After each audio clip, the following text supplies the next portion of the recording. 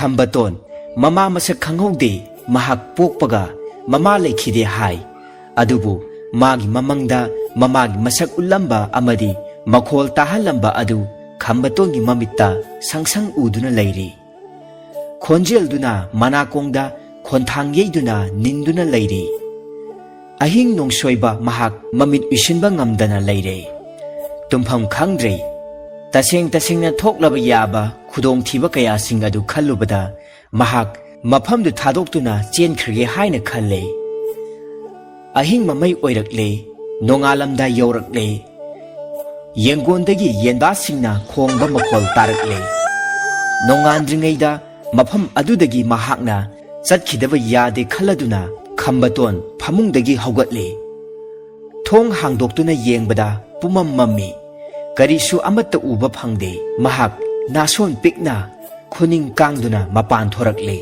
ꯑꯗꯨꯕꯨ ꯀꯗꯣꯝꯗ ꯆꯠꯀꯅꯤ ꯂꯝꯕꯤꯁꯨ ꯈꯪꯗꯦ ꯑꯗꯨꯕꯨ ꯃꯊ꯭ꯋꯥꯏ ꯍꯤꯡꯅꯅꯕ ꯆꯦꯟꯗꯕꯗꯤ ꯌꯥꯗꯦ ꯈꯟꯗꯨꯅ ꯃꯍꯥꯛ ꯃꯥꯏꯀꯩ ꯑꯃꯗ ꯍꯦꯛꯇ ꯆꯦꯟꯕ ꯍꯧꯔꯛꯂꯦ ꯈꯨꯜ ꯑꯗꯨ ꯎꯆꯤꯟ ꯅꯥꯆꯤꯟꯅꯗꯤ ꯂꯥꯟꯊꯣꯔꯛꯂꯦ ꯆꯤꯡꯒꯤ ꯁꯨꯛꯂꯕ ꯃꯣꯡꯁꯣꯡ ꯑꯃꯗ ꯌꯧꯔꯛꯂꯦ ꯁꯨꯛꯂꯕ ꯃꯣꯡꯁꯣꯡ ꯑꯗꯨꯒꯤ ꯃꯔꯛꯇ ꯈꯝꯕꯇꯣꯟ ꯀꯟꯅ ꯆꯦꯜꯂꯤ ꯀꯔꯤꯒꯨꯝꯕꯗ ꯈꯨꯗꯤ ꯊꯤꯖꯜꯂꯤ ꯀꯔꯤꯒꯨꯝꯕꯗ ꯎꯔꯤ ꯋꯥꯔꯤꯗ ꯃꯈꯣꯡ ꯌꯦꯠꯁꯤꯟꯗꯨꯅ ꯎꯞꯇꯨꯅ ꯇꯨꯁꯜꯂꯤ ꯑꯁꯨꯝꯅ ꯃꯍꯥꯛ ꯐꯅ ꯁꯥꯡꯅ ꯆꯦꯜꯂꯛꯂꯦ ꯅꯣꯡ ꯉꯥꯜꯂꯤ ꯇꯧꯔꯛꯄꯒꯤ ꯑꯗꯨꯋꯥꯏꯗ ꯃꯍꯥꯛꯀꯤ ꯃꯇꯨꯡꯗ ꯊꯥꯞꯇꯛꯅ ꯍꯨꯏ ꯈꯣꯡꯕꯒꯤ ꯃꯈꯣꯜ ꯇꯥꯔꯛꯏ ꯃꯍꯥꯛ ꯑꯁꯨꯝ ꯆꯦꯜꯂꯤ ꯑꯗꯨꯕꯨ ꯍꯨꯏ ꯈꯣꯡꯕꯒꯤ ꯃꯈꯣꯜꯁꯨ ꯑꯁꯨꯝ ꯅꯛꯁꯤꯟꯅ ꯇꯥꯔꯛꯏ ꯏꯀꯨꯏ ꯀꯨꯏꯗꯅ ꯍꯨꯏ ꯑꯗꯨ ꯃꯥꯒꯤ ꯃꯇꯨꯡꯃꯛꯇꯗ ꯂꯩꯔꯝꯂꯦ ꯈꯝꯕꯇꯣꯟꯅ ꯌꯦꯡꯊꯣꯛꯈꯤꯕꯗ ꯍꯨꯏꯗ ꯅꯠꯇꯅ ꯃꯈꯨꯠꯇ ꯊꯥꯡ ꯇꯦꯟ ꯂꯤꯔꯨꯡ ꯇꯦꯟ ꯄꯥꯏꯗꯨꯅ ꯇꯥꯟꯅꯔꯛꯄ ꯎꯔꯦ ꯃꯈꯣꯏꯒꯤ ꯃꯔꯛꯇꯒꯤ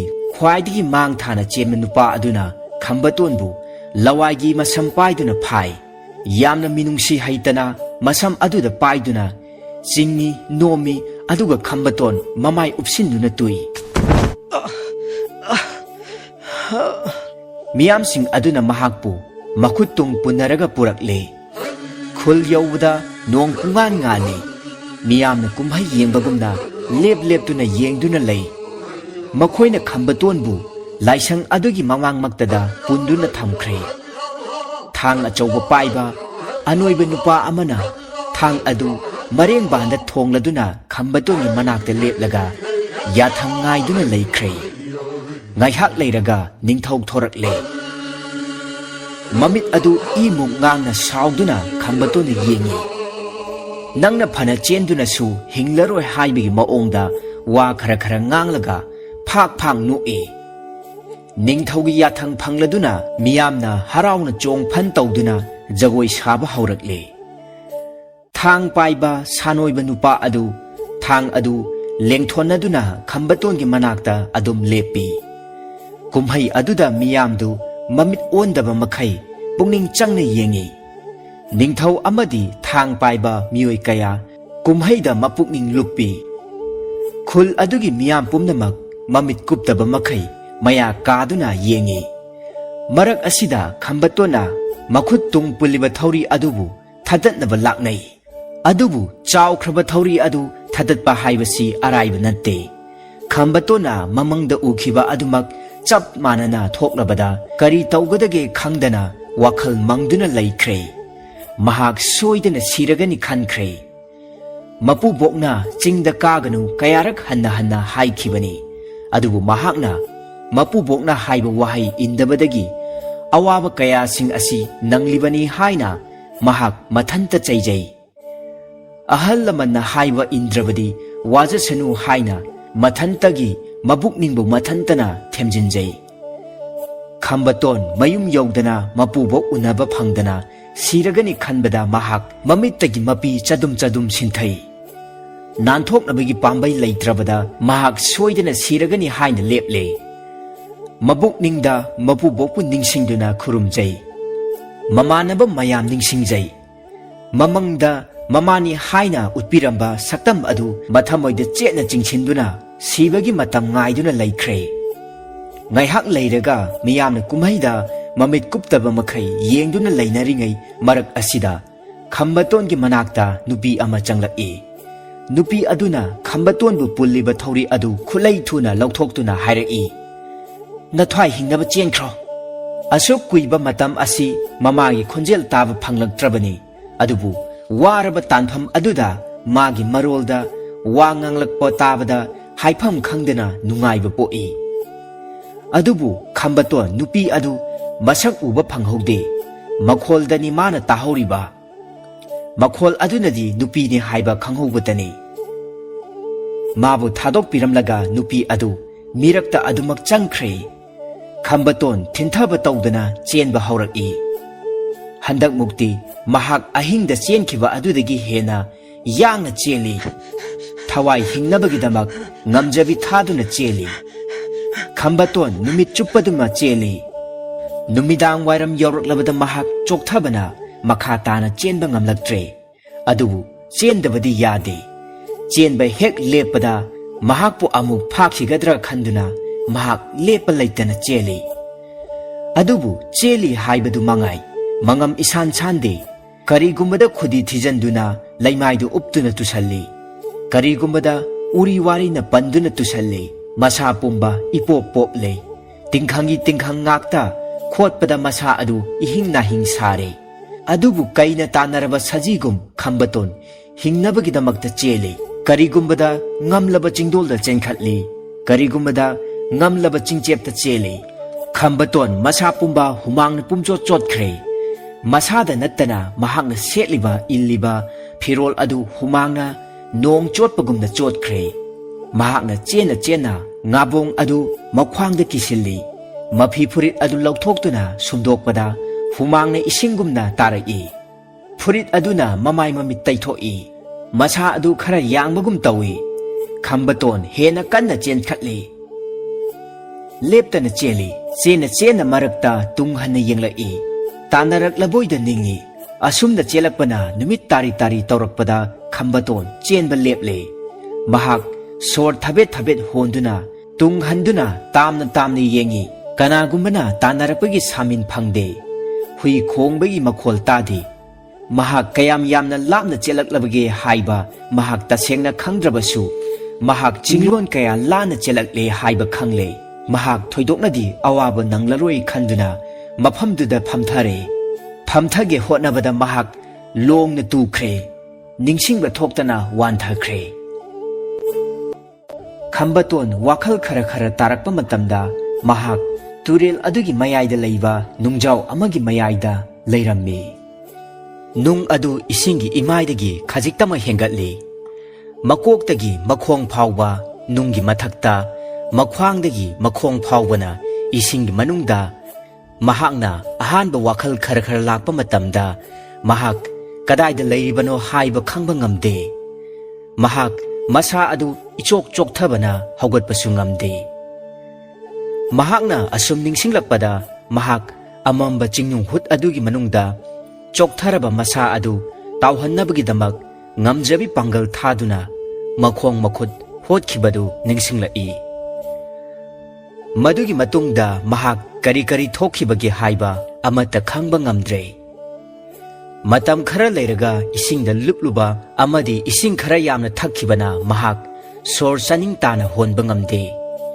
marakta hakthi toina khalli khambatona mamin pangthoktuna yengba matamda nungsa yakna saramba mahakna leiramba mafam adu chingnung huttu natre madugi mapandani haiba khangle mahakna mamai adu thangatuna koirei leiduna yengba matamda mahakna leiriba mafam adu ngamlaba wanglaba chingjau anigi marakta leiba turel amagi mayaidani haibasu khangle tunglomda yengbada turel adu minda uba phangba mafam phawba udre mamanglomda yengba matamda turel adu mamangdagi khitang lapa mafamda laisin khibagumna tawi khambatona nung adu mathakta kakhatlaga yengba matamda turelgi ising adu lokharomda ising saibi oina isen kanna chenthakre ising aduna lokhada yeirubada thorakpa makhol aduna mafam adu umnin nille ising adu lokhagi nungda yeiruba matamda thorakpa ising marikna mafam adu laichil thabagumna pumam mamme khambatona khalle ꯂꯥꯏꯒꯤ ꯅꯣꯡꯗꯝꯅ ꯑꯩꯍꯥꯛ ꯃꯤꯀꯞ ꯊꯣꯛꯂꯛꯄꯅꯤ ꯅꯠꯂꯝꯗ꯭ꯔꯕꯗꯤ ꯑꯗꯨꯃꯛ ꯁꯤꯔꯝꯒꯅꯤꯀꯣ ꯑꯗꯨꯕꯨ ꯏꯁꯣꯔ ꯍꯥꯏꯕꯗꯨ ꯂꯩꯇꯕꯗꯤ ꯅꯠꯇꯦ ꯑꯩꯕꯨ ꯀꯟꯕꯤꯒꯤ ꯃꯇꯥꯒꯨꯝꯅ ꯅꯨꯡꯖꯥꯎ ꯑꯁꯤ ꯊꯝꯕꯤꯔꯝꯗꯨꯅ ꯑꯩ ꯅꯨꯡꯖꯥꯎ ꯑꯁꯤꯗ ꯄꯜꯂꯤꯕꯅꯤꯀꯣ ꯃꯗꯨ ꯅꯠꯂꯝꯗ꯭ꯔꯕꯗꯤ ꯑꯩꯍꯥꯛ ꯇꯨꯔꯦꯜ ꯑꯁꯤꯒꯤ ꯏꯆꯦꯜꯒ ꯏꯔꯣꯏꯅꯅ ꯏꯁꯤꯡ ꯆꯥꯏꯕꯤ ꯑꯣꯏꯅ ꯂꯣꯈꯥꯗ ꯇꯥꯗꯨꯅ ꯁꯤꯔꯝꯒꯅꯤꯀꯣ ꯑꯁꯨꯝꯅ ꯈꯟꯗꯨꯅ ꯈꯝꯕꯇꯣꯟ ꯅꯨꯡ ꯑꯗꯨꯗ ꯍꯥꯟꯅꯒꯨꯝꯅ ꯍꯤꯞꯊꯔꯗꯨꯅ ꯅꯨꯡꯖꯥꯎ ꯑꯗꯨ ꯀꯣꯟꯁꯤꯜꯂꯤ ꯈꯝꯕꯇꯣꯟꯅ ꯅꯨꯡꯖꯥꯎ ꯑꯗꯨꯗ ꯂꯦꯞꯈꯠꯇꯨꯅ ꯅꯥꯛ ꯌꯦꯠ ꯑꯃꯗꯤ ꯑꯀꯣꯏꯕꯗ ꯌꯦꯡꯂꯛꯄꯗ ꯎ ꯋꯥ ꯑꯃꯠꯇ ꯍꯧꯗꯕ ꯅꯨꯡꯖꯥꯎ ꯑꯃꯗꯤ ꯅꯨꯡꯄꯥꯛ ꯉꯥꯛꯇ ꯉꯥꯏꯕ ꯉꯝꯂꯕ ꯆꯤꯡꯁꯥꯡ ꯑꯅꯤꯅ ꯇꯨꯔꯦꯜ ꯑꯗꯨ ꯆꯞꯂꯤ ꯃꯍꯥꯛꯅ ꯃꯥꯏꯀꯩ ꯑꯅꯤꯃꯛ ꯍꯣꯡꯗꯨꯅ ꯑꯁꯨꯝ ꯌꯦꯡꯕꯗ ꯌꯨꯝ ꯑꯃꯃꯨꯛ ꯆꯥꯎꯕ ꯅꯨꯡꯖꯥꯎ ꯀꯌꯥꯅ ꯆꯤꯡꯃꯥꯏ ꯑꯗꯨ ꯊꯟꯅ ꯂꯩꯔꯤ ꯋꯥꯡꯈ꯭ꯔꯕ ꯆꯤꯡ ꯑꯗꯨꯒꯤ ꯃꯇꯣꯟ ꯑꯃꯗ ꯎꯖꯥꯎ ꯑꯃꯇꯪ ꯅꯥꯏꯇꯣꯝ ꯍꯧꯕ ꯎꯏ ꯃꯍꯥꯛꯅ ꯌꯦꯡꯈꯤꯕꯗ ꯎ ꯑꯗꯨ ꯄꯤꯛꯅ ꯎꯏ ꯑꯗꯨꯕꯨ ꯆꯤꯡ ꯑꯗꯨ ꯋꯥꯡꯕꯅ ꯅꯛꯁꯤꯜꯂꯕꯗꯤ ꯎ ꯑꯗꯨ ꯁꯣꯏꯗꯅ ꯋꯥꯡ ꯆꯥꯎꯔꯝꯒꯅꯤ ꯈꯜꯂꯤ ꯇꯣꯉꯥꯟ ꯇꯣꯉꯥꯟꯕ ꯃꯐꯝꯁꯤꯡ ꯀꯣꯏꯅ ꯌꯦꯡꯂꯨꯔꯒ ꯈꯝꯕꯇꯣꯟꯅ ꯃꯐꯝ ꯑꯗꯨꯗꯒꯤ ꯇꯔꯥꯏꯅ ꯂꯥꯟꯊꯣꯛꯄ ꯉꯝꯒꯅꯤ ꯍꯥꯏꯕ ꯊꯥꯖꯗ꯭ꯔꯤ ꯃꯍꯥꯛꯅ ꯂꯩꯔꯤꯕ ꯃꯐꯝ ꯑꯗꯨꯒꯤ ꯃꯑꯣꯡ ꯑꯗꯨ ꯑꯁꯨꯝ ꯌꯦꯡꯂꯒ ꯃꯤꯑꯣꯏꯕꯗꯤ ꯂꯥꯏꯔꯗꯅ ꯁꯥ ꯎꯆꯦꯛ ꯐꯥꯎꯕ ꯃꯐꯝ ꯑꯗꯨ ꯑꯃꯨꯛꯇ ꯌꯧꯔꯝꯒꯅꯤ ꯍꯥꯏꯕꯁꯤ ꯈꯝꯕꯇꯣꯟꯅ ꯊꯥꯖꯕ ꯉꯝꯗꯦ ꯈꯝꯕꯇꯣꯟꯅ ꯑꯁꯨꯝ ꯀꯣꯏꯅ ꯌꯦꯡꯂꯨꯔꯒ ꯅꯨꯡꯖꯥꯎ ꯑꯗꯨꯗꯒꯤ ꯀꯨꯝꯊꯗꯨꯅ ꯇꯨꯔꯦꯜ ꯑꯗꯨ ꯂꯥꯟꯊꯣꯛꯂꯦ ꯇꯨꯔꯦꯜ ꯑꯗꯨ ꯊꯣꯏꯅ ꯄꯪꯂꯨ ꯂꯨꯗꯦ ꯈꯝꯕꯇꯣꯟꯒꯤ ꯃꯈ꯭ꯋꯥꯡ ꯐꯥꯎꯕꯇꯪ ꯏꯁꯤꯡ ꯑꯗꯨ ꯌꯧꯏ ꯇꯨꯔꯦꯜ ꯑꯗꯨ ꯅꯨꯡꯖꯥꯎꯒꯤ ꯅꯨꯡꯀꯨꯞꯇꯅ ꯄꯤꯛ ꯊꯜꯂꯤ ꯃꯍꯥꯛꯅ ꯇꯨꯔꯦꯜ ꯂꯥꯟꯊꯣꯛꯂꯒ ꯇꯣꯔꯕꯥꯟꯗ ꯀꯥꯈꯠꯂꯤ ꯇꯣꯔꯕꯥꯟ ꯑꯗꯨ ꯂꯣꯏꯔꯣꯏꯅ ꯉꯝꯈꯠꯂꯒ ꯆꯞ ꯌꯨꯡꯅ ꯉꯝꯂꯕ ꯆꯤꯡ ꯑꯗꯨꯒ ꯑꯃꯠꯇ ꯑꯣꯏꯅ ꯁꯝꯅꯈꯤ ꯈꯝꯕꯇꯣꯟꯅ ꯇꯣꯔꯕꯥꯟꯒꯤ ꯑꯉꯝꯕ ꯑꯗꯨ ꯀꯥꯈꯠꯂꯒ ꯆꯤꯡ ꯑꯗꯨ ꯀꯥꯈꯠꯅꯕ ꯍꯣꯠꯅꯩ ꯑꯗꯨꯕꯨ ꯐꯛꯂꯥꯡꯒꯨꯝꯅ ꯆꯞ ꯌꯨꯡꯅ ꯉꯝꯂꯕ ꯆꯤꯡ ꯑꯣꯏꯕꯅ ꯃꯍꯥꯛ ꯈꯣꯡꯐꯝ ꯑꯃ ꯑꯅꯤ ꯐꯥꯎꯕ ꯊꯥꯡꯒꯠꯄ ꯉꯝꯗꯦ ꯃꯍꯥꯛ ꯈꯣꯡꯐꯝ ꯑꯃ ꯐꯥꯎꯕ ꯊꯥꯡꯕ ꯉꯝꯗꯦ ꯆꯤꯡꯃꯥꯏꯗꯒꯤ ꯍꯦꯟꯗꯣꯛꯇꯨꯅ ꯈꯤꯜꯂꯤꯕ ꯌꯨꯝ ꯑꯃꯃꯨꯛ ꯆꯥꯎꯕ ꯅꯨꯡꯖꯥꯎ ꯀꯌꯥ ꯑꯗꯨ ꯅꯤꯡꯊꯔꯛꯇꯨꯅ ꯃꯍꯥꯛꯄꯨ ꯅꯜꯂꯒꯗꯧꯕꯒꯨꯝꯅ ꯍꯦꯛꯇ ꯅꯤꯡꯏ ꯃꯍꯥꯛꯅ ꯇꯣꯔꯕꯥꯟ ꯑꯗꯨꯗ ꯐꯅ ꯂꯥꯞꯂ ꯐꯥꯎꯕ ꯆꯠꯇꯨꯅ ꯌꯦꯡꯏ ꯑꯗꯨꯕꯨ ꯃꯐꯝ ꯑꯗꯨ ꯁꯥ ꯀꯩ ꯂꯩꯕꯒꯤ ꯈꯨꯗꯝ ꯆꯥꯡꯗꯝ ꯑꯃꯠꯇ ꯐꯪꯗꯦ ꯎ ꯋꯥ ꯍꯧꯗꯕꯅ ꯎꯍꯩ ꯋꯥꯍꯩꯁꯨ ꯑꯃꯠꯇ ꯆꯥꯅꯤꯡꯉꯥꯏ ꯂꯩꯇꯦ ꯇꯨꯔꯦꯜꯒꯤ ꯅꯥꯀꯟ ꯑꯃꯗ ꯆꯠꯄ ꯃꯈꯩ ꯆꯠꯂꯒ ꯃꯍꯥꯛ ꯇꯨꯔꯦꯜ ꯑꯗꯨ ꯑꯃꯨꯛ ꯂꯥꯟꯊꯣꯛꯇꯨꯅ ꯑꯇꯣꯞꯄ ꯇꯣꯔꯕꯥꯟꯗ ꯑꯃꯨꯛ ꯀꯥꯈꯠꯂꯤ ꯃꯍꯥꯛꯅ ꯑꯆꯣꯠꯄ ꯃꯐꯤ ꯃꯔꯣꯜꯁꯤꯡ ꯑꯗꯨ ꯅꯨꯡꯁꯥꯗ ꯐꯧꯗꯣꯛꯏ ꯉꯥꯏꯍꯥꯛ ꯂꯩꯔꯒ ꯃꯍꯥꯛ ꯇꯣꯔꯕꯥꯟ ꯑꯗꯣꯝꯗ ꯑꯃꯨꯛ ꯀꯣꯏꯅ ꯆꯠꯄ ꯍꯧꯔꯛꯂꯦ ꯆꯤꯡ ꯀꯥꯒꯦ ꯍꯣꯠꯅꯩ ꯑꯗꯨꯕꯨ ꯀꯥꯕ ꯉꯝꯗꯦ ꯆꯤꯡ ꯑꯅꯤꯗꯨ ꯈꯦꯟꯅꯕ ꯑꯃꯠꯇ ꯂꯩꯇꯦ ꯇꯣꯔꯕꯥꯟ ꯑꯅꯤ ꯆꯞ ꯃꯥꯟꯅꯩ ꯍꯣꯠꯈꯩ ꯍꯣꯠꯅꯔꯒ ꯆꯤꯡ ꯀꯥꯕ ꯉꯝꯗ꯭ꯔꯕꯗ ꯑꯃꯨꯛ ꯀꯨꯝꯊꯔꯛꯇꯨꯅ ꯇꯨꯔꯦꯜ ꯃꯄꯥꯟꯗ ꯐꯝꯃꯤ ꯑꯁꯨꯝꯅ ꯀꯣꯏꯆꯠ ꯆꯠꯂꯤꯉꯩꯗ ꯅꯨꯃꯤꯠ ꯂꯩꯊꯈ꯭ꯔꯦ ꯉꯥꯏꯍꯥꯛ ꯂꯩꯔꯒ ꯅꯨꯃꯤꯠ ꯇꯥꯈ꯭ꯔꯦ ꯈꯝꯕꯇꯣꯟ ꯆꯥꯅꯤꯡꯉꯥꯏ ꯀꯔꯤꯁꯨ ꯂꯩꯇꯕꯅ ꯏꯁꯤꯡꯅ ꯃꯕꯨꯛ ꯊꯟꯅ ꯊꯛꯆꯤꯜꯂꯒ ꯇꯣꯔꯕꯥꯟꯗꯒꯤ ꯈꯔ ꯍꯥꯏꯒꯠꯂꯒ ꯆꯤꯡꯈꯣꯡꯗ ꯂꯩꯕ ꯅꯨꯡꯖꯥꯎ ꯑꯄꯥꯛꯄ ꯑꯃꯗ ꯍꯤꯞꯊꯔꯦ ꯃꯍꯥꯛ ꯂꯣꯡꯊ꯭ꯔꯥꯛ ꯂꯣꯡꯅ ꯍꯤꯞꯂꯒ ꯑꯁꯨꯝ ꯈꯜꯂꯤ ꯀꯔꯤꯅꯨꯡꯒꯤꯗꯃꯛ ꯑꯩꯕꯨ ꯏꯄꯨꯕꯣꯛꯅ ꯍꯥꯏꯕ ꯏꯟꯗꯅ ꯆꯤꯡꯗ ꯀꯥꯔꯛꯂꯤꯕꯅꯣ ꯆꯤꯡ ꯀꯥꯔꯛꯄꯗꯒꯤ ꯀꯌꯥꯗ ꯑꯋꯥꯕ ꯅꯪꯂꯕꯅꯣ ꯑꯋꯥꯕ ꯑꯃꯒꯤ ꯃꯊꯛꯇ ꯑꯋꯥꯕ ꯑꯃ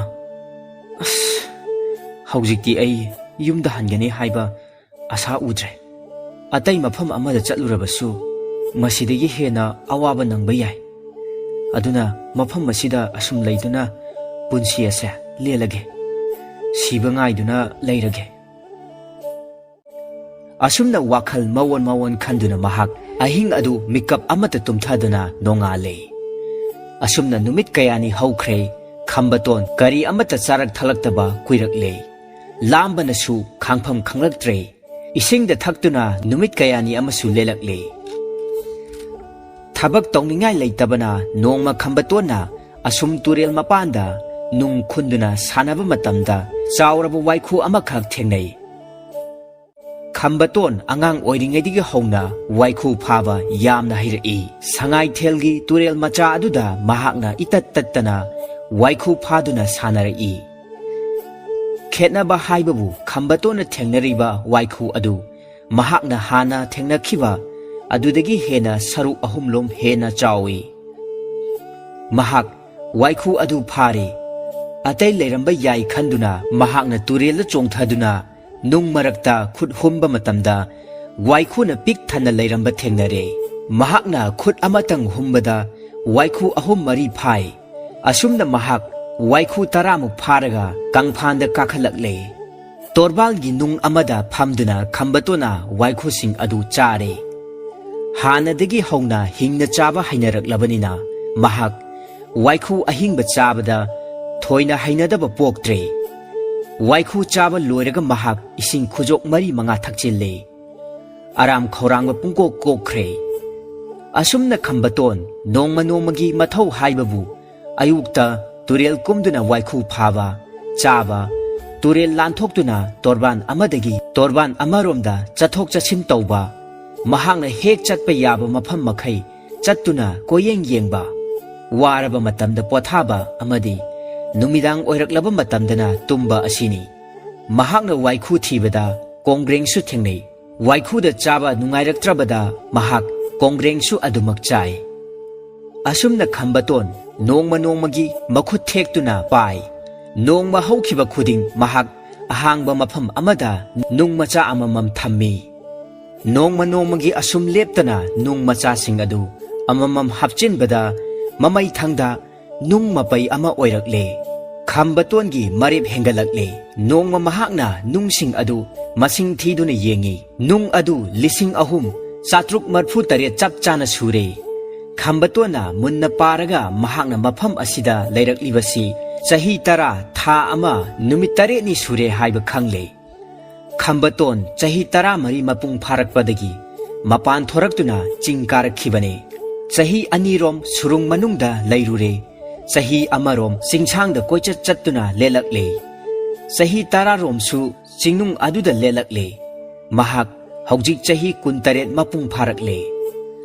ꯈꯝꯕꯇꯣꯟꯅ ꯆꯍꯤ 18 ꯆꯤꯡꯁꯥꯡ ꯀꯣꯏꯔꯛꯄꯗ ꯊꯦꯡꯅꯔꯛꯄ ꯑꯋꯥ ꯅꯨꯡꯉꯥꯏ ꯀꯌꯥ ꯃꯊꯪ ꯃꯊꯪ ꯅꯤꯡꯁꯤꯡꯉꯤ ꯑꯍꯥꯟꯕꯗ ꯆꯤꯡ ꯀꯥꯔꯛꯄ ꯅꯨꯡꯉꯥꯏꯈꯤꯕ ꯁꯨꯔꯨꯡꯗ ꯆꯪꯈꯤꯕ ꯁꯨꯔꯨꯡꯗꯒꯤ ꯃꯄꯥꯟꯗ ꯊꯣꯔꯛꯈꯤꯕ ꯀꯨꯏꯔꯕꯒꯤ ꯇꯨꯡꯗ ꯑꯍꯥꯟꯕ ꯑꯣꯏꯅ ꯃꯤ ꯎꯕꯗ ꯅꯨꯡꯉꯥꯏꯈꯤꯕ ꯃꯤꯑꯣꯏꯕꯒꯤ ꯃꯈꯣꯜ ꯇꯥꯕꯗ ꯍꯔꯥꯎꯈꯤꯕ ꯈꯨꯜ ꯑꯗꯨꯗ ꯁꯤꯔꯝꯒꯗꯧꯕꯗꯒꯤ ꯅꯥꯟꯊꯣꯔꯛꯈꯤꯕ ꯃꯤꯡꯁꯦꯜꯒꯨꯝꯅ ꯂꯪꯂꯕ ꯂꯣꯛ ꯑꯃꯗ ꯇꯥꯔꯨꯕ ꯏꯔꯣꯏꯗꯨꯅ ꯂꯥꯛꯈꯤꯕ ꯋꯥꯈꯜ ꯇꯥꯔꯛꯄꯗ ꯉꯝꯂꯕ ꯎ ꯋꯥ ꯍꯧꯗꯕ ꯋꯥꯡꯂꯕ ꯆꯤꯡꯁꯥꯡꯅ ꯀꯣꯏꯁꯤꯟꯕ ꯃꯐꯝ ꯑꯗꯨꯗ ꯆꯍꯤ 10 ꯂꯦꯟꯈꯤꯕ ꯃꯌꯥꯝꯁꯤꯡ ꯑꯗꯨ ꯃꯤꯀꯨꯞ ꯈꯨꯗꯤꯡ ꯅꯤꯡꯁꯤꯡꯂꯨꯕꯗ ꯈꯝꯕꯇꯣꯟ ꯀꯔꯤꯒꯨꯝꯕꯗ ꯍꯔꯥꯎꯏ ꯀꯔꯤꯒꯨꯝꯕꯗ ꯇꯨ ꯆꯨꯡꯏ ꯈꯝꯕꯇꯣꯟ ꯑꯉꯥꯡ ꯑꯣꯏꯔꯤꯉꯩꯗ ꯃꯄꯨꯕꯣꯛꯅ ꯅꯨꯃꯤꯠ ꯈꯨꯗꯤꯡꯒꯤ ꯋꯥꯔꯤ ꯂꯤꯕꯤꯈꯤꯕꯅ ꯃꯍꯥꯛꯅ ꯄꯦꯕꯦꯠꯀꯤ ꯋꯥꯔꯤ ꯂꯥꯏ ꯈꯨꯠꯁꯥꯡꯕꯤꯒꯤ ꯋꯥꯔꯤꯗ ꯃꯁꯤꯗ ꯅꯠꯇꯅ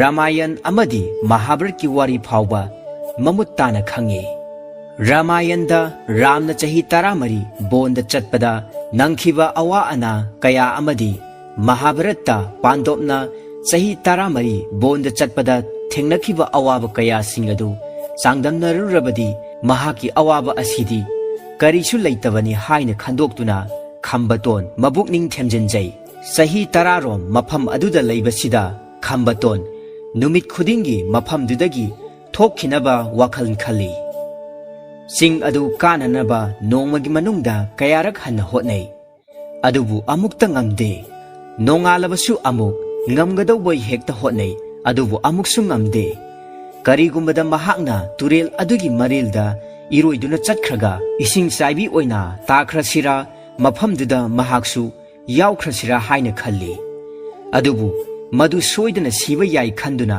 ꯃꯍꯥꯛ ꯃꯐꯝ ꯑꯗꯨꯗ ꯍꯤꯡꯕ ꯌꯥꯕ ꯃꯈꯩ ꯍꯤꯡꯈꯤꯒꯦ ꯍꯥꯏꯅ ꯈꯟꯗꯨꯅ ꯂꯩꯈꯤꯕꯅꯤ ꯀꯔꯤꯒꯨꯝꯕ ꯃꯍꯥꯛꯁꯨ ꯎꯆꯦꯛꯀꯨꯝꯅ ꯃꯁꯥ ꯄꯥꯜꯂꯝꯂꯕꯗꯤ ꯃꯐꯝ ꯑꯗꯨꯗꯒꯤ ꯄꯥꯏꯊꯣꯛꯈꯤꯗꯨꯅ ꯃꯌꯨꯝ ꯌꯧꯕ ꯉꯝꯂꯝꯒꯗꯕꯅꯤ ꯍꯥꯏꯅ ꯈꯜꯂꯤ ꯑꯃꯨꯛꯁꯨ ꯃꯍꯥꯛꯅ ꯃꯤꯑꯣꯏꯕꯗ ꯃꯁꯥ ꯄꯥꯟꯗꯨꯅ ꯄꯥꯏꯕ ꯉꯝꯍꯜꯂꯝꯗꯕꯒꯤꯗꯃꯛ ꯏꯁꯣꯔꯕꯨ ꯋꯥꯔꯧꯖꯩ ꯑꯁꯨꯝꯅ ꯅꯤꯡꯉꯝꯗꯕ ꯅꯨꯡꯉꯥꯏꯇꯕ ꯀꯌꯥꯗ ꯐꯨꯡꯕꯪꯅꯅ ꯈꯜꯂꯨꯔꯒ ꯃꯍꯥꯛ ꯃꯊꯟꯇ ꯈꯟꯊꯖꯔꯛꯏ ꯑꯩ ꯑꯁꯤꯕꯨ ꯉꯥꯎꯔꯕ ꯖꯥꯠꯂꯥ ꯑꯗꯨꯕꯨ ꯃꯍꯥꯛ ꯑꯔꯥꯝ ꯈꯧꯔꯥꯡꯕ ꯈꯪꯂꯤ ꯃꯌꯨꯝ ꯅꯨꯡꯁꯤꯕ ꯄꯣꯛꯂꯤ ꯃꯄꯨꯕꯣꯛ ꯑꯃꯗꯤ ꯃꯔꯨꯞ ꯃꯄꯤꯖꯥꯁꯤꯡ ꯅꯨꯡꯁꯤꯕ ꯐꯥꯎꯔꯤ ꯃꯔꯝ ꯑꯗꯨꯅ ꯃꯍꯥꯛ ꯉꯥꯎꯕꯃꯛꯇꯤ ꯉꯥꯎꯗꯦ ꯍꯥꯏꯗꯨꯅ ꯃꯕꯨꯛꯅꯤꯡ ꯐꯥꯖꯤꯟꯖꯩ Nongma Khambatona ayu anganbada asum koina chatpada mahaki kokki kokthakta ugi ura ama thengnei.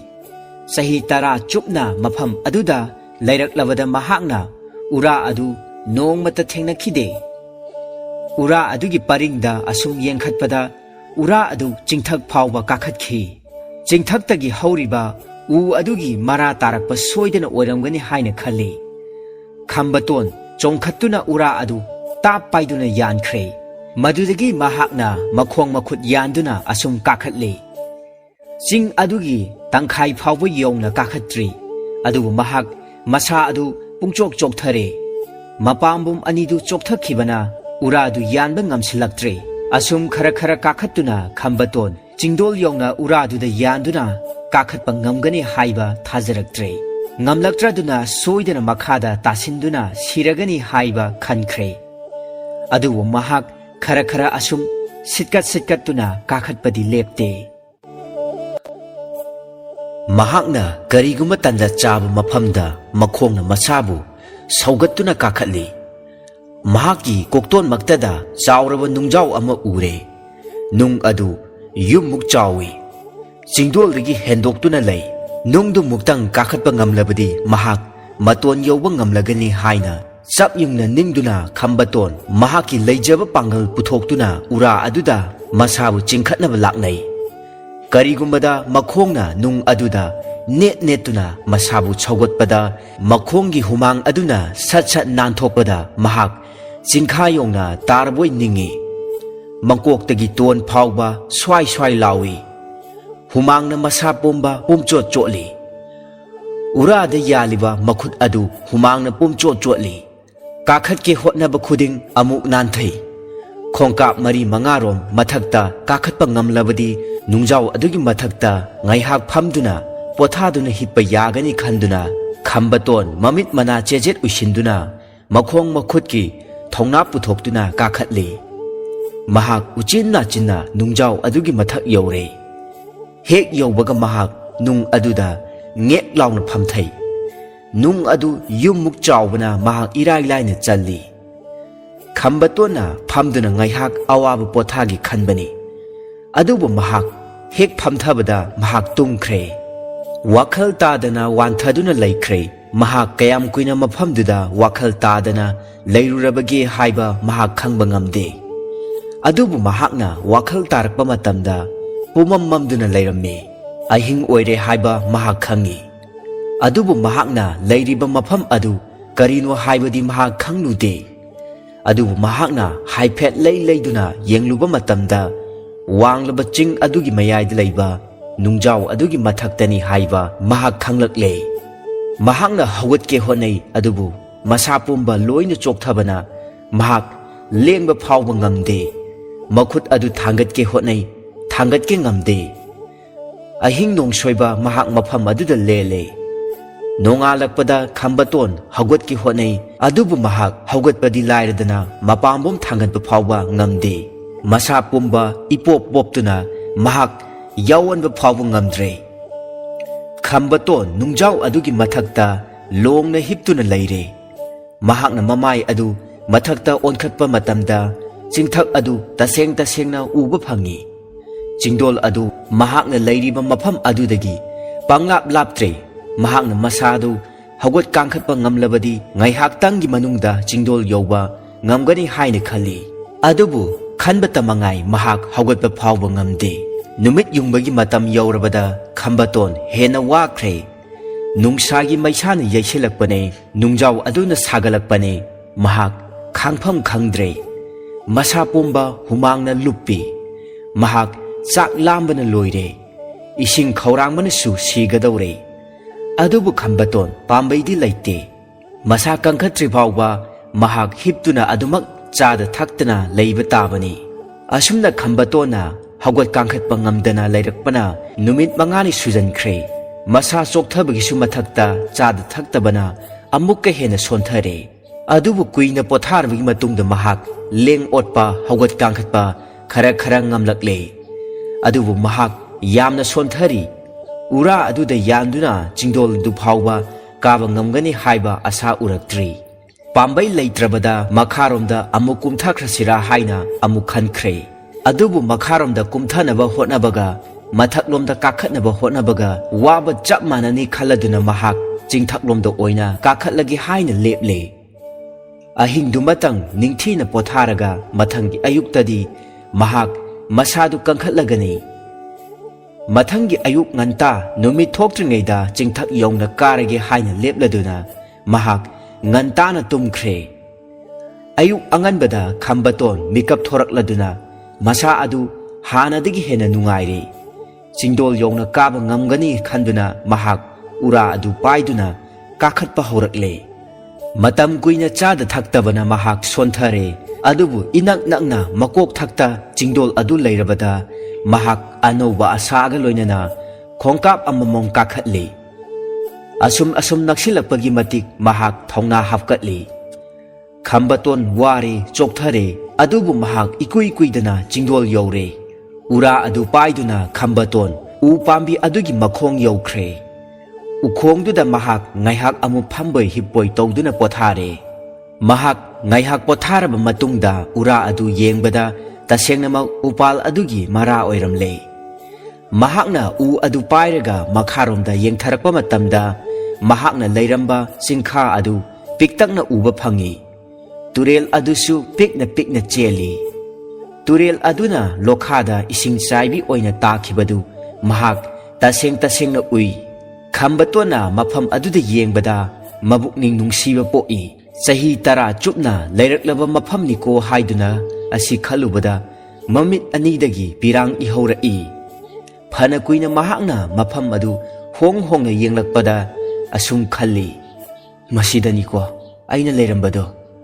adagi nung asidani aina ahanba panduna leiramba mafam adu nung asi leiramdrabadi ai ising chaibi asida chenthaduna siramgadabani ko aina waikhu pharamba mafamduna asidani aina ahing hek tumphamdo ada leire asumna khambatona mahangna mafam aduda chahi tara chupna leirakpadu mikup khuding ngaihaktuda loina ningsinglai ningsingna mapi chadum sintharai matam kuina yenglaba matung khambatona mafam adu chawyeng oina amuktang yengnamlaga chatlage khale mahangna mafam adu mamit penba makhai amuktang yengnamlaga makhong thangba horakle adubu mahak kadomda chatkadagi haiba khangde kadomda chatlaga mayum yaugadage su khangde mamanglomda khara thaptakna khwaidigi wangba chingdol ama ui chingdol aduda karaga mahakna chatpa yaba lambi amadi mafam ubra yenge khaladuna mahak chingdol adu tamna chatpa haurakle chingdol adu yobada phana kuina changi khambatona chingdolda leplaga maikai khuding leiduna asum yengi mamitna hek ukhiba mafam phawba ching ngakta ukhiba ching amadagi mathangda ching amada chingchang amagi mathangda chingchang ama khambaton kamdongna mayum yoba ngamgadagi khanbagi matik mayum asum ningsinglai mapubok amadi mamanaba kaya mathang ningsinglai awaba kaya taruraba matung asida mahak amuka hanna awaba taningdre awaba amuk hanna nangdanaba hek ngamba makhai hotnarage khanduna mahak mayum yongnaba mahakna oliba maikai aduda chatpa haurakle asumna khambatona yamna cheksinna awaba amuk hanna nangdanaba honaduna asum lakpana numit kayani haukhre mahakna thengnaba uhai wahai chai thengnaba ising thai ahing oirabada mafam chaba yengduna yari nong hek nganbaga amuk chatpa hawi asumna singsang kaya chalakle chinglon kaya lalakle adu phawa tampaki lam amata ubu phangde yengki maikaida chinglon pareng singsang pareng leibadamang ui handakti khambaton yamna cheksinna khongpham khuding yengna thangi khongthang khuding cheksinna thangi soida ngamdanaba hek ngamba makhai hotnei asumna chalakpana numit kayani haukhre mayum yongningbagi wakhalna mahak pothaba naidana chatli nongma ayu anganbada khambatona chingdol amada asum chatli khanghaudana arapada nupi ama sampuduna chatpa ui Matomta matam kuina leirakpana taibang mi amata uraktaba matam kuirabani. Khanghodana taibang mi ama chatpa ubada mahak nungaibana haifam khangde. Mahak thoina khaluba tawdana nupi adugi manakta chensilli. Nupi adu hairit pambi amagi makhongda hairit hektuna leirammi. Khambatona nupi aduda asumna hanglammi. Ima, nahak kadaidagino? Mafam asida kari dawribano? Nupi aduna khummi. Ibungo, imadi singsang asida leibani. Imane hairit hekli. Se, nangsune ama saukse. Khambatona hairit adu lawraga chai. Nupi aduna makhatana hanglaki. Ibungo, nahakti mi tadaba singsang asida kari dawribano? Ima, ai sangai theldagini. Sahi kayagi mamangda aina angang oiringayda singda singchanba lakhibani. Singda singchanba lakhibadagi lambi lamhangnaduna singsang sinba thungna chatlure. Surungda kaya ama leirure. Awaba kaya su tarure. Ngasi aina hingduna leiribasi tasengnamak angakpa amani. Ai nahana siramlagadabani. Ai amuk hanna awaba tadanaba kamdongna yum yongna chatsige haiduna asum chatcharibani. Adubu chatliba makhai yum yoba leite. Kadomda chatlaga yum yogadagi haibadusu ai khangde. Ima, nahangna kariguma khangnabadi nasada yum yongnaba lambi amukta takpiyuba. Nungsida ibungo chahi kaya chupna sa kaitana thallaba suklaba singlak asida awaba kaya thengnaduna leiraklaba ko. Lao ima takpige. Imagi tung ilau. Asi hairaga nupi adu chatpa haukhre. Khambatonsu nupi adugi matung induna chatli. Asum chatna nupi aduna khambatona tai. Tu, ibungo, yengo, adagi jingdol si ubra. Masidagi khong macha ama chenthariba asina loknung asida turel oina cheli. Turel asi waikhu achau lei haiduna waikhu ro kawido. Masida kanagumana changlurabadi amuk hanna hingduna halakpa ngamnuroidabani khanguko. Ima, ai masida waikhu chaduna chahi tara leirurabani. Laibak phaduna laigi nongdamna ai amuk halakpani ima. Ibungo, naraibak phaidako. Waikhu asida changluraga hingna halakpasi nangna tomtani. Masidabu siraktrabadi nangne amuk siraroi. Karimta nungsa thiruraganu ibungo. Aduga yengo, tu arapada leiriba jingdol asi ubra. Pal asidagi asom wang marumda jingdol dagi hut leithakhibromda jingkhongdane surung achauba ama leibani. Maduda changkhraba mi sa san adudine amuk hana tholaktrabani khangu ibungo. Ima, hingchabagi surung adura? Hoi mane ibungo. Maduda chauraba hingchaba ama leibani. Madudabu changkhrabadi hingchaba adugi khayata taba soidrabani. Mamangayda singsang asida mi kaya ama khundarami. Adubu hingchaba adubu kibadagine singsang asi mi tadraba umang onkhrabanido. Ima, ai yumdagi ahanba thorpa numitki ahing adu surung aduda changloi. Ai chahi kaya mapan thokpa ngamkhide. Hingchaba adudi sihore ima. Ai mahaki saru polang adu uraklabani. Saru polang adu aina onduna yengba matamda makoktagi makhong phawwa aigi khongkap 30 muk sangi. Mathabaki saru polang adu aigi thajin muk wangi. Amamba surung aduda ai ngakta chaduna hinglai. Hingchabagi yarekpham phambak aduda ai chahi kaya tumlaklabani. Adudi ibungo, nahak kamdongna surung adugi mapanda thorai. Ima, ai surungdagi thonglomda thorapa natte. Surung adugi lambi lising hena phangi. Surung adugi manung amada mapandagi nungsa mangan phaurai. Usi makhun ama muk chawba ahoba ama thengnai. Aina chahi kaya ama changna mafam adu thoraknabani haiduna hotpada khut asi ihingna hingsakhi. Adubu chaninga leiraktabadagi aina chana naba thiba chatpa matamda lamhangnaduna hanagi mafam adu thiba phangdre. Matam kuirabagi tungda lamhui makok muktang lawba ahoba ama thengnai. Aina maduda wana lithorakpani. Asumna makhoi ani wari saduna chatpana numit tasilak lei. Nupi aduna hairai. Ibungo numit tare. ꯅꯨꯃꯤꯗꯥꯡꯗ ꯆꯤꯡꯗ ꯆꯠꯄꯗꯤ ꯌꯥꯝꯅ ꯂꯨꯕꯅꯤ, ꯂꯝꯃꯥꯡꯅꯒꯟꯕꯅꯤ꯫ ꯃꯗꯨꯒꯤꯁꯨ ꯃꯊꯛꯇ ꯂꯝꯂꯛꯀꯤ ꯁꯥ ꯀꯩꯁꯤꯡ ꯅꯨꯃꯤꯗꯥꯡꯗꯅꯦ ꯃꯆꯤꯟꯖꯥꯛ ꯊꯤꯕ ꯀꯣꯏꯅ ꯆꯠꯄꯅꯤ꯫ ꯃꯈꯣꯏꯒ ꯊꯦꯡꯅꯔꯕꯁꯨ ꯈꯨꯗꯣꯡ ꯊꯤꯅꯤꯡꯉꯥꯏ ꯑꯣꯏꯗꯣ꯫ ꯑꯗꯨꯅꯅꯦ ꯑꯍꯤꯡꯁꯤꯃ ꯄꯣꯊꯥꯔꯣ, ꯍꯌꯦꯡ ꯑꯌꯨꯛꯇꯤ ꯁꯣꯏꯗꯅ ꯅꯌꯨꯝ ꯌꯧꯔꯒꯅꯤ꯫ ꯁꯦ ꯆꯥꯛ ꯂꯥꯝꯂꯝꯃꯅꯤ, ꯍꯩꯔꯤꯠꯁꯦ ꯈꯔ ꯆꯥꯁꯤꯜꯂꯨ ꯑꯗꯨꯒꯅꯦ ꯄꯣꯊꯥꯔꯣ꯫ ꯈꯝꯕꯇꯣꯟ ꯅꯨꯄꯤ ꯑꯗꯨꯅ ꯄꯤꯔꯤꯕ ꯍꯩꯔꯤꯠ ꯑꯗꯨ ꯈꯔ ꯆꯥꯁꯤꯜꯂꯦ ꯑꯗꯨꯒ ꯄꯣꯊꯥꯔꯦ꯫